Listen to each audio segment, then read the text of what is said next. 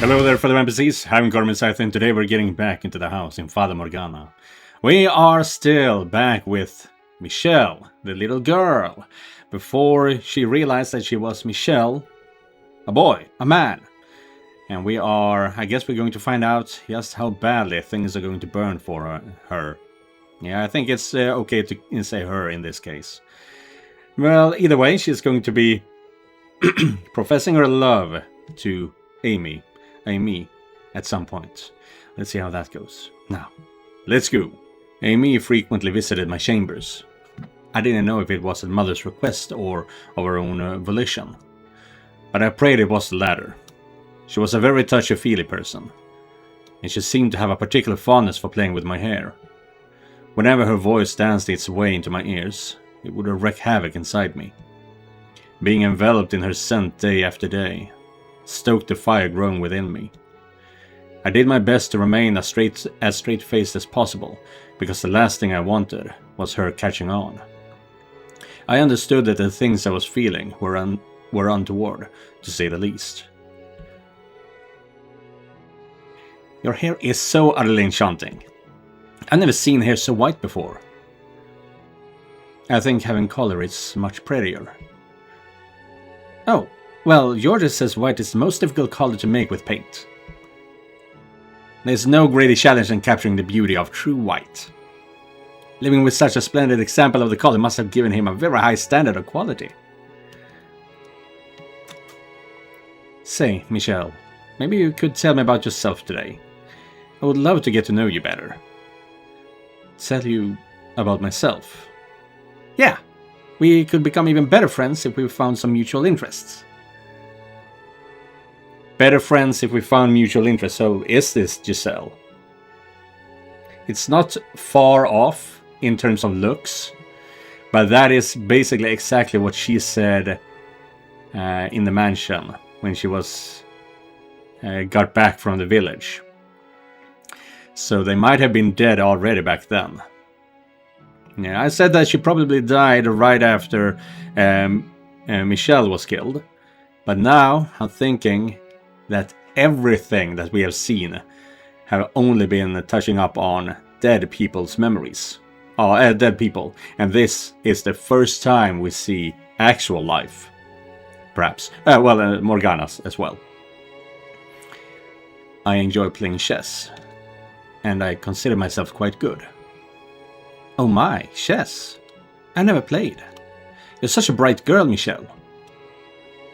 Would you like to try? I could teach you. I appreciate the offer, but I think I'll pass. I doubt I would be any good.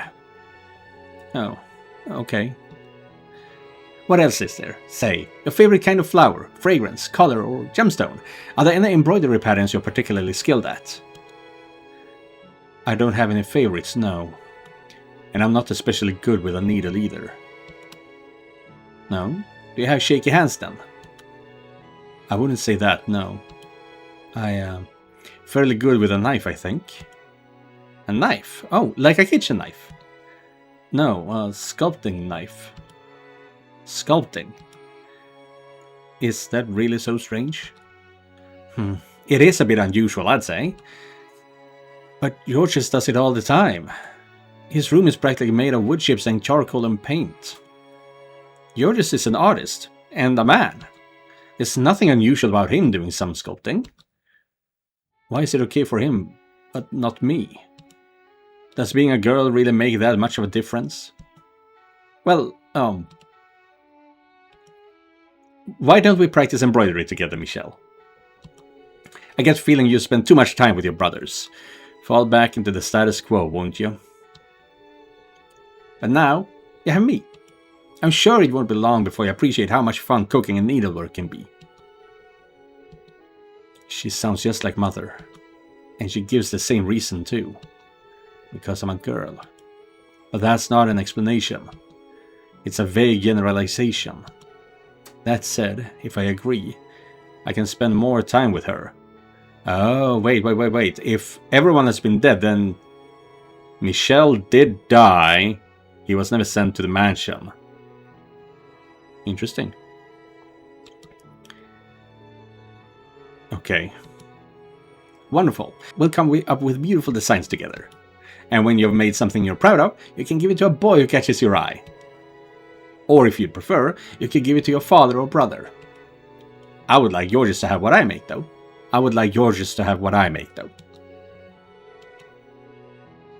Oh, I've been wondering, did you and Georges meet at the royal court? Oh, heavens no. I've never been to the court. One day my father told me I was getting married, and the next day is when we first met. It happened that quickly. What? Are you worried about me, Michelle? Don't worry, I'm not displeased with the arrangement. In fact, I'm quite happy about it. Aristocratic marriages are almost always sudden. And as a woman, you get used to being a piece in their games. Well, that's not nice. But Georges is different.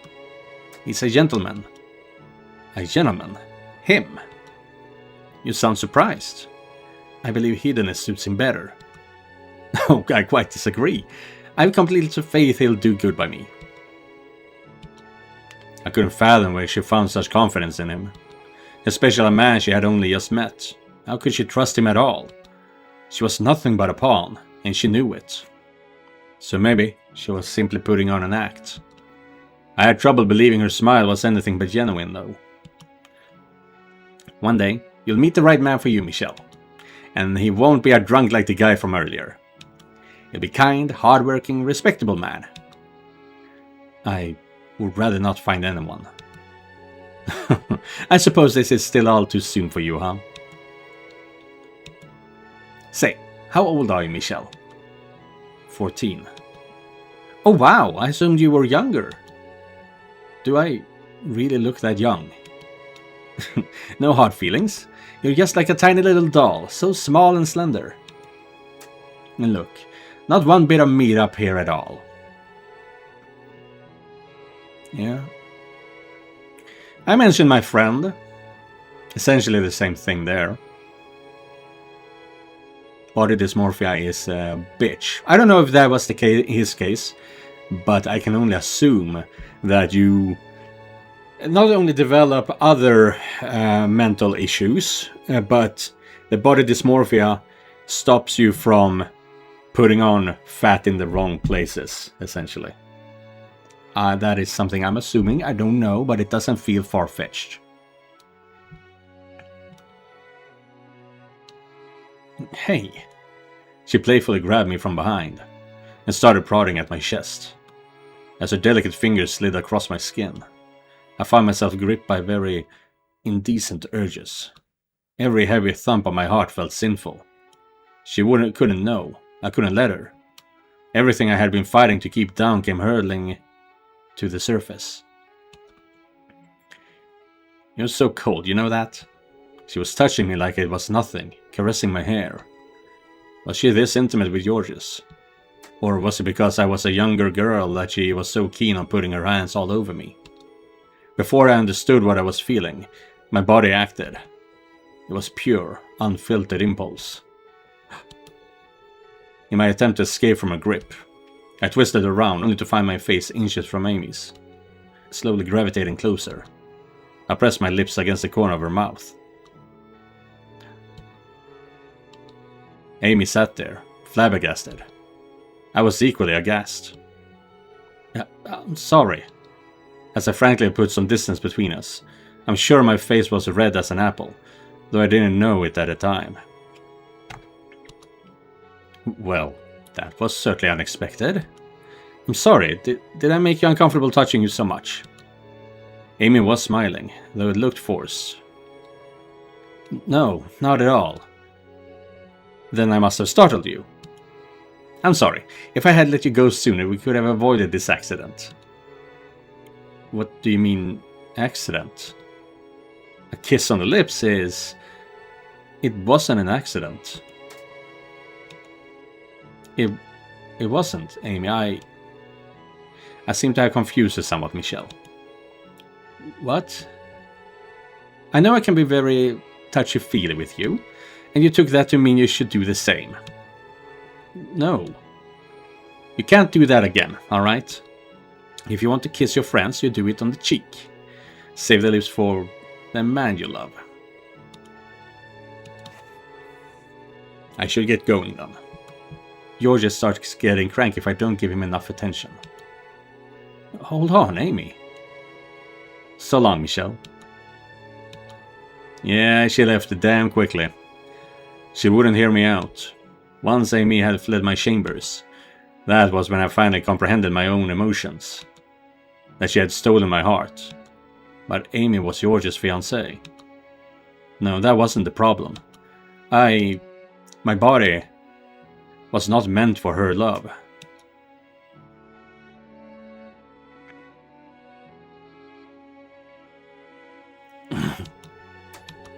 I awoke in the middle of the night to pain in my joints.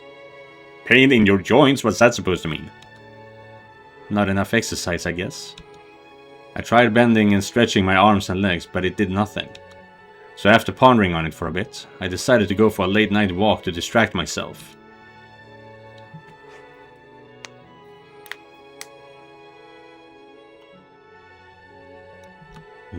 As I approached the corridor adjacent to the courtyard, I heard a woman's voice. I'm still concerned about staying here.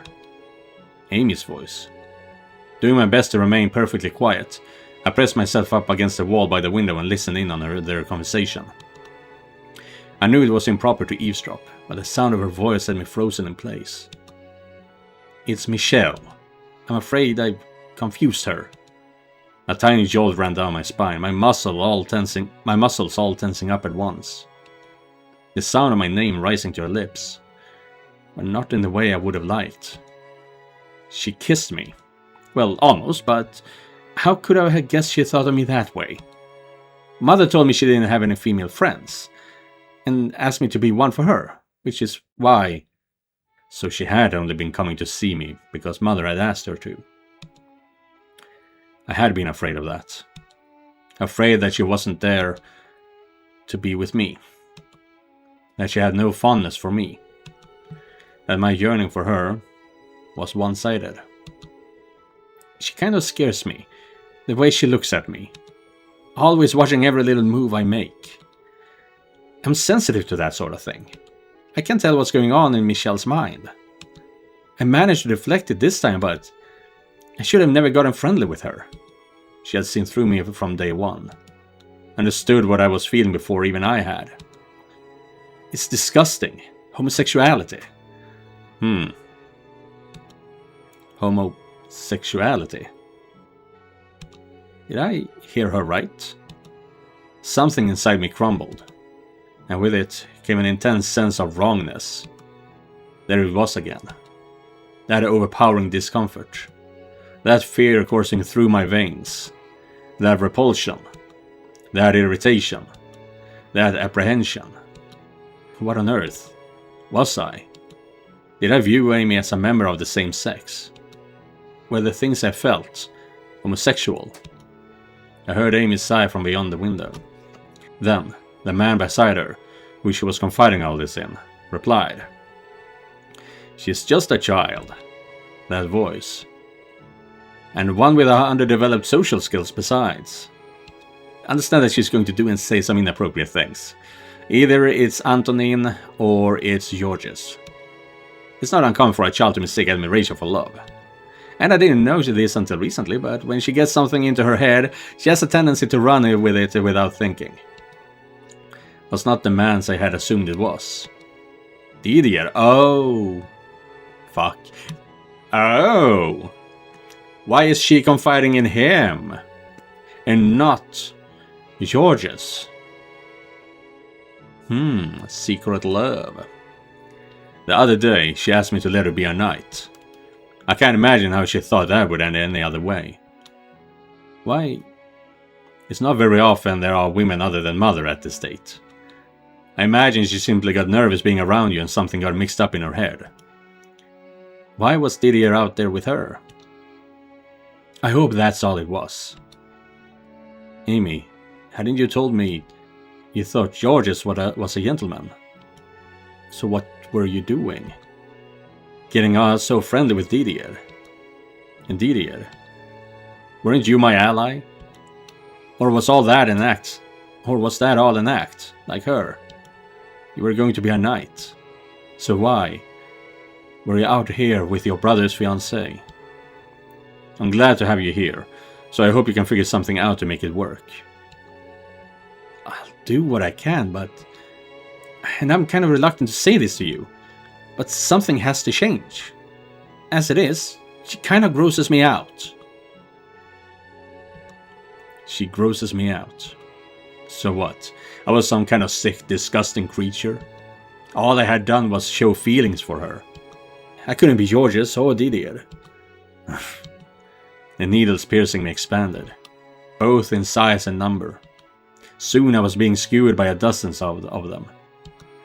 And the heated sighs arising from the courtyard only served to make the pain worse. All I could do was cover my ears and run.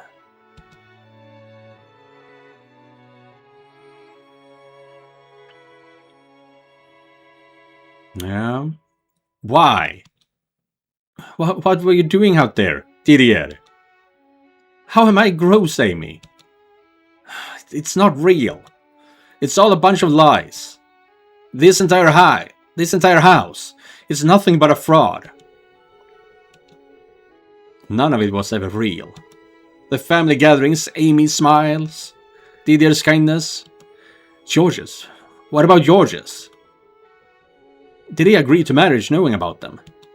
What the hell are they thinking? You want to know who's really disgusting? God damn it! I will not cry. I will not cry. I can't let myself. Girls cry. Tears are for girls, not for me. Are you getting it now? I bit down hard on my lip, wrapped myself in my sheets, and pressed my hands hard over my ears. Squeezed my eyes shut as tight as I could manage, tried to get away from the things I had seen. Images of them embracing in the night threatened to float back to the surface, but I shook my head, casting them off. Praying I wouldn't have any nightmares. I drifted off to sleep.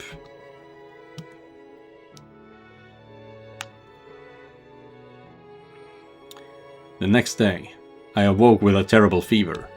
I hovered in a sweltering wave of heat, unable to tell dream and reality apart, listening to a seemingly endless stream of cracking noises. The sound were coming from inside my body. I thought I was falling apart. Mother was horribly worried.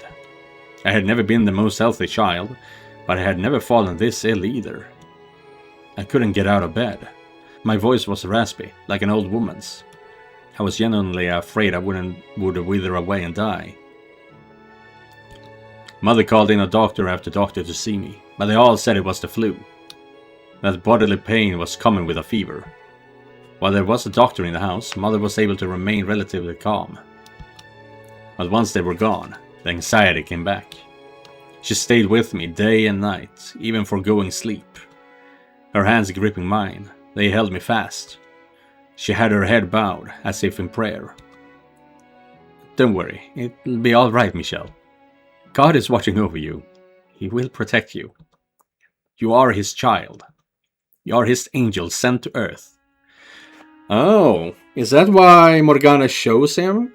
Because she was also a child of God. They both were children of God. Interesting, very interesting. He will not forsake you. The doctors say it's just the flu. Though her words seemed to be directed at me, there was a vacantness in her voice, as if they were really for herself.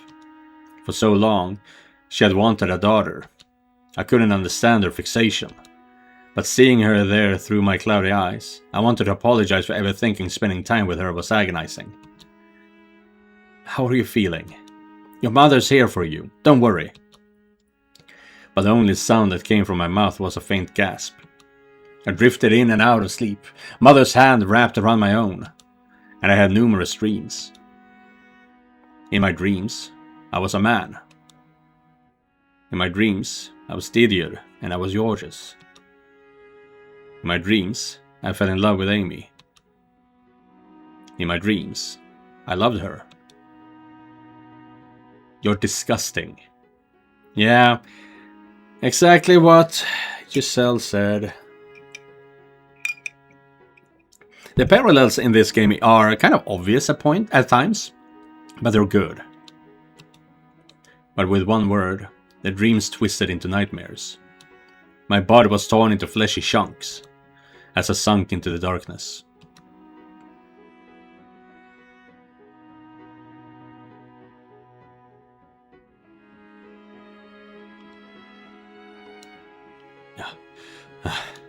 Several days later, my fever was gone, like it had never been there. However... What the... My voice did not recover. Oh! A constantly deep, raspy voice, huh? And when I attempted to climb from my bed, the murderous pain in my joints came rushing back. Instead of my feet, I landed on my face. Ah! My voice was unbelievably deep. Ah! And my pain only got worse.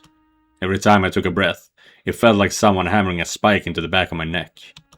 It felt like my body was falling apart. Like my dreams were becoming reality. Michelle! Michelle! When Mother scrambled into my chambers, I remembered the time she had spent at my bedside, and a wave of relief came over me. I reached my hand out, in a show of vulnerability.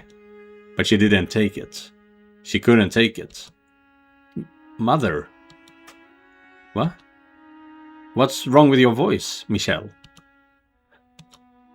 I see. You're still not feeling well, are you, Michelle? A look of restrained fear on her face. Mother stepped toward me, placing her hand on my forehead. Her palm felt hot against my skin. Meaning that she's ice cold to her skin. Your hand. You don't have a fever. But I hurt all over. My joints. You're still sick, Michelle. But don't worry, you'll be fine in no time. Now back to bed with you. You're a girl.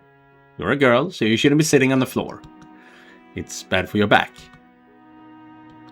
As Mother repeated the phrase, "You're a girl," again and again, that nagging sense that something wasn't quite right grew more distinct.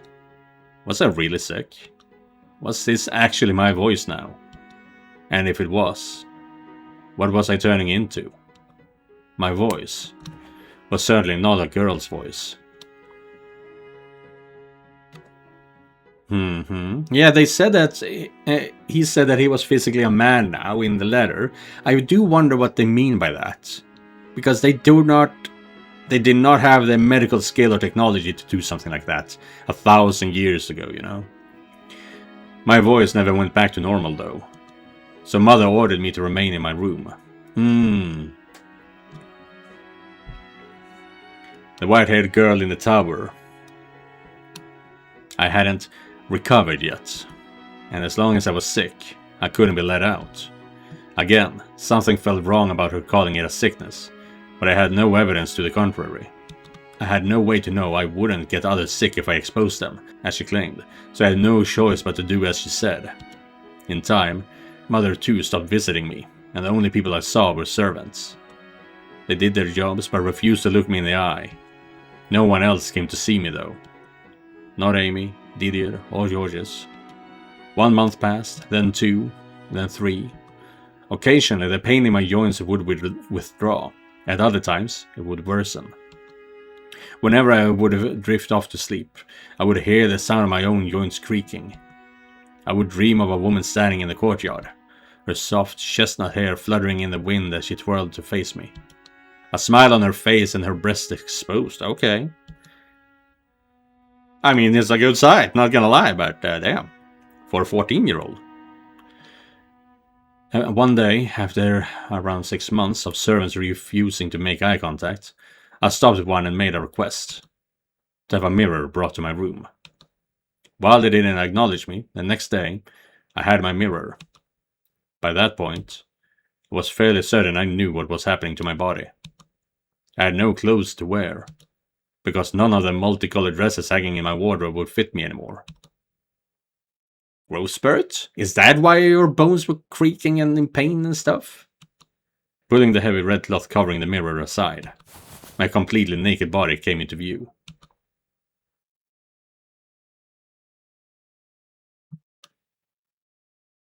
Huh. Something resembling a mixed chuckle and a sigh of pity spilled from my lips. This is me. 6 months. After only 6 months' time, I could hardly recognize myself. Extending my hand for the mirror, I traced the outline of my bony reflection.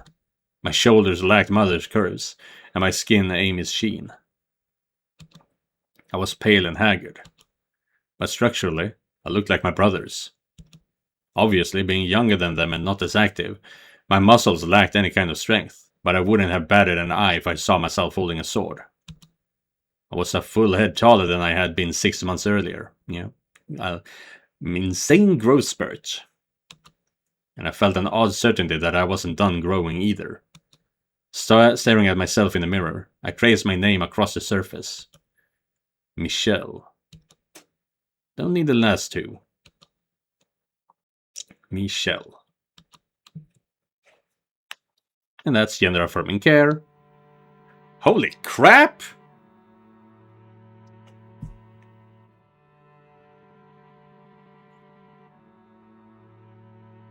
That is very different.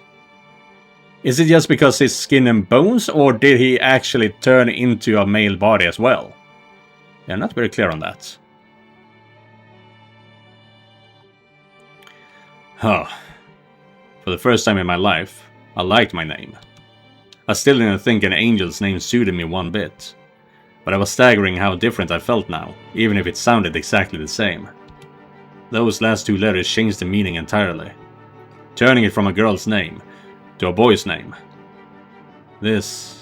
Now this makes sense. Everything was falling into place. My admiration for Didier, the envy I had for my brother's bodies, the feelings I had for Amy, the indecent dreams I had been having. I was always male.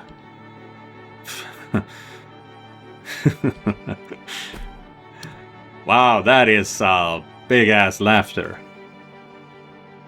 So I was always male in his head because he's a trans man, or is it like how it was with Lovecraft? His mother forced women's clothing on him because she so desperately wanted a girl.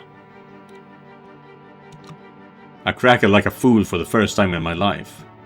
I laughed so hard at the sight of myself my stomach hurt. It was the first glimmer of light I had seen in this locked room for far too long. This was what I was supposed to look like. My life up until 6 months ago, constricted and uncomfortable. My life as a girl was all a lie. Ha ha ha. No one could possibly look at me and call me an angel. I was always a boy. I had been told I was a girl, forced to act like one. Of course that wouldn't feel right. They needed to know. I couldn't be the only one who understood. Everyone in this house needed to. Yeah, no, female body. It still sounds like.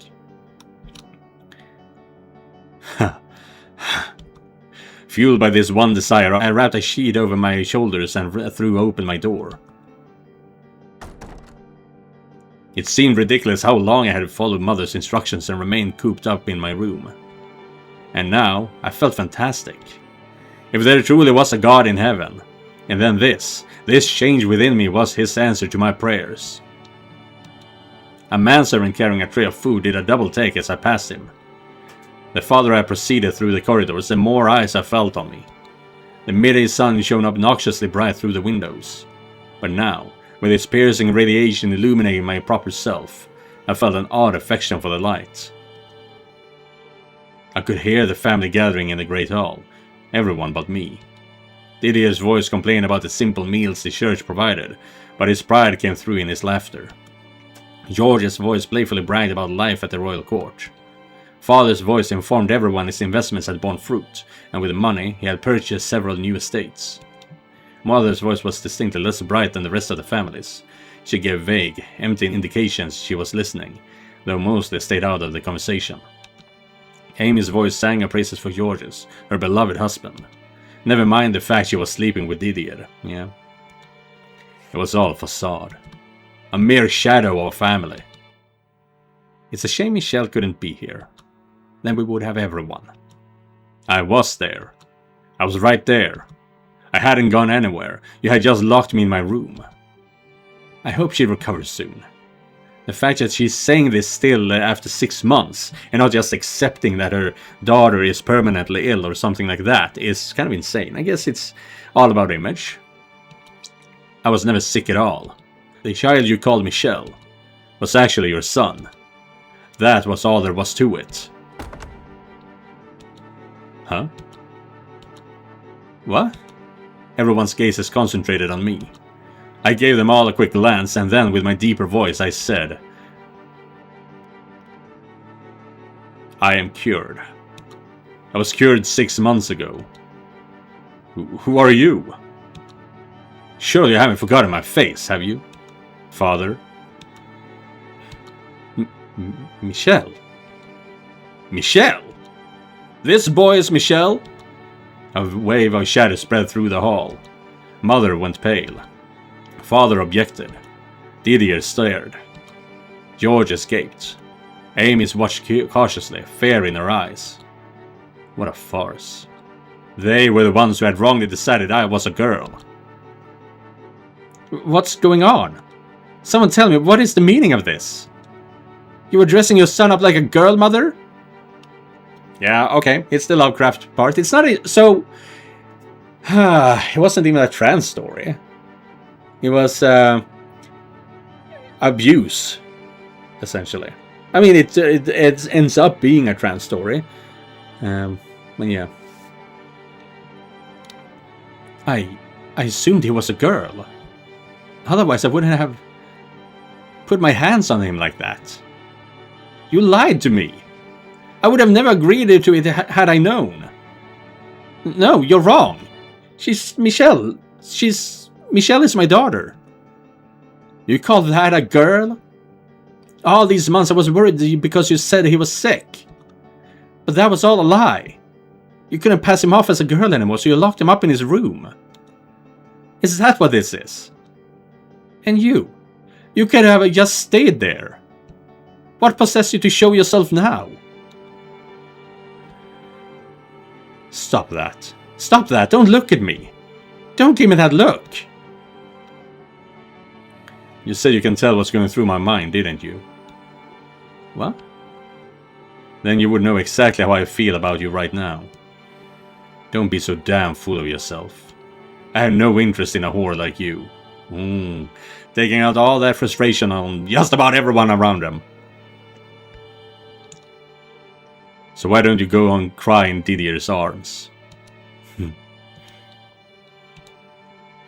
You! What? Huh? What are you talking about? Why Didier? Why not me? What? Hey! Anyone want to explain that for me? What had once been a nice family meal was now utter chaos. For the briefest moment, I felt sorry for Georges, but that whisked away almost immediately. There was a crash from the table, and dishes fell shattering against the floor. Cursed! A chilling darkness oozed from her voice. She's cursed! She was my daughter, I saw it with my own eyes. I gave birth to her, she was a girl, Michelle was a girl! A malevolent curse has been placed on her! When Mother lifted her head, I had difficulty believing that she was the same woman who had sat by my bedside as I lay sick, sacrificing sleep to care for me. Her hair was a frazzled mess and deep creases covered her face. Restrain her, throw her in her room and lock the door! She's a girl, she was a girl, I swear it! Open your eyes! Do I sound like a girl? Do I look anything like a girl? Mother's cry sent me into a frenzy. I ripped the sheet off my shoulder, throwing it to the floor. I am not a girl! And shouted. Restrain her, please! Someone restrain her! Fear reigned in the great hall. But then, several moments of icy silence were broken by a muttering that shocked me as much as anyone else. You're not a boy or a girl. Oh, what are you talking about? What on earth are you? Oh.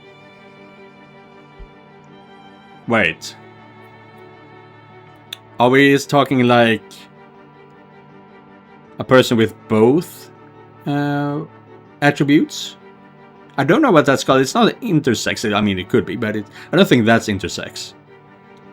You're an abomination! But what I'm gathering is no boobs, no penis, a Ken doll in every sense of the way. You're not a boy! You're an abomination! What? I had seen myself in the mirror. I was undoubtedly male, lacking in strength though they may have been. I had visible muscles. My chest was flat and I was taller than a girl should be. My voice was deep and I had an obvious lump in the middle of my throat. Oh, okay. So yeah, both attributes. I was a male. I had to be a male. What else could I be? So why was Amy looking at me like some kind of strange creature? A chill ran down my spine, and I suddenly found myself deeply uncomfortable being so exposed. There's nothing there. You got nothing there. Nothing there? I didn't understand what she was talking about. Yeah, didn't learn about the birds and the bees and the dicks and the vaginas. Yeah. Unable to press further, I fell silent, at which point several servants burst into the great hall and restrained me. She's a girl, she's my daughter! Mother, seemingly in a mad daze, just repeated the same thing over and over. She was a girl! As Mother wailed, she wandered off somewhere. Father stood there in silence. Amy stared at me with disgust in her eyes. George was still in a panic and Didier clenched his fists. Eventually, I started regaining my composure, which is when I realized I had made a mistake. My sickness had been made into a curse.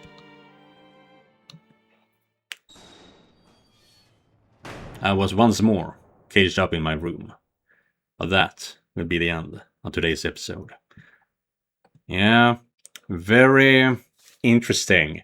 I need to double check that, and I will leave a comment down in the description. I've done that a few times now. Left a few fun trivias depending on what is coming up here. But I will take a double check to see exactly what this condition, this sex is called. So yeah, that will be an interesting read. A hermaphrodite. I mean, I know what that is. But yeah, we'll see. Either way, Michelle is now Michelle, without the LE and without the penis and without the boobies. Yeah. Either way, thank you guys for watching, and thank you, Joseph, for donating directly to my Ko-fi page. If you guys want to help me out, you can do so by clicking the link down in the description. Don't forget to like and subscribe, and I'll be seeing you guys in the next one. Goodbye, everyone.